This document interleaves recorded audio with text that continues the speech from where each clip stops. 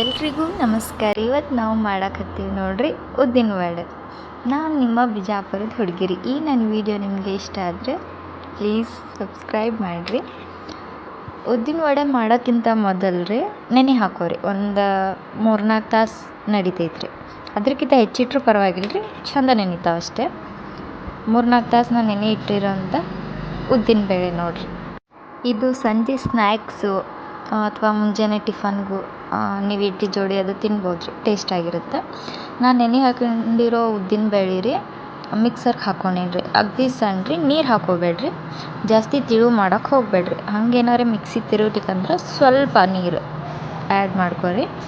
ಅದಕ್ಕೆ ನಾನು ಹಸಿರು ಮೆಣಸಿನ್ಕಾಯಿ ಮತ್ತು ಕೊತ್ತಂಬರಿ, ಉಪ್ಪು, ಜೀರಿಗೆ, ನೀವು ಬೇಕಂದ್ರೆ ಕಾಯಿ ತುರಿನೂ ಹಾಕೋರಿ, ಪರವಾಗಿಲ್ಲ.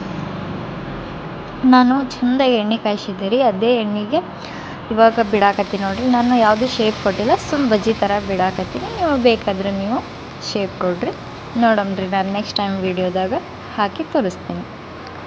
ನಾನು ಆಲ್ರೆಡಿ ಒಂದು ಸರಿ ಕರೆದಿದ್ದೆ ರೀ, ಅದಕ್ಕೆ ಸೈಡಿಗೆ ಇದು ಆಗೈತಿ. ಅಂದ್ರೆ ಅದು ವೀಡಿಯೋ ಆಗಿರಲಿಲ್ಲ ರೀ. ಕಾಯ್ದಿರೋ ಎಣ್ಣೆಗೆ ಚೆಂದಾಗೆ ಹಾಕ್ಕೊಂತೀನಿ ನೋಡಿರಿ.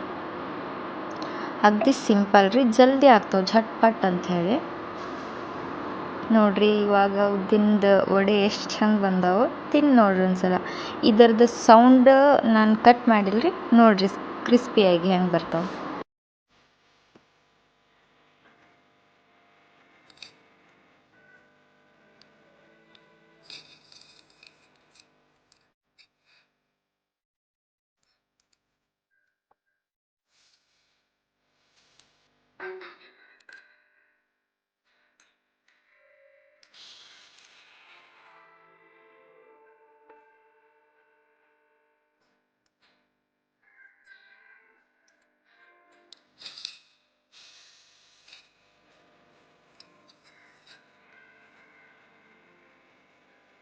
ಇವತ್ತಿನ ನನ್ನ ಈ ವಿಡಿಯೋದಾಗ ಏನಾರೇ ಮಿಸ್ಟೇಕ್ಸ್ ಇದ್ದು ಅಂದ್ರೆ ಪ್ಲೀಸ್ ಕಮೆಂಟ್ ಮಾಡಿ ತಿಳಿಸ್ರಿ. ಅದನ್ನು ನಾನು ನೆಕ್ಸ್ಟ್ ಟೈಮ್ ಸರಿಪಡಿಸ್ಕೊತೀನಿ ರೀ. ಇದು ವಿಡಿಯೋ ನಿಮ್ಗೆ ಇಷ್ಟ ಆಗಿದ್ರೆ ಪ್ಲೀಸ್ ಲೈಕ್ ಮಾಡಿರಿ. ಲೈಕ್ ಮಾಡಿದೆ ಅಂದ್ರೆ ಹೋಗಬೇಡ್ರಿ ಪ್ಲೀಸ್. Thank you.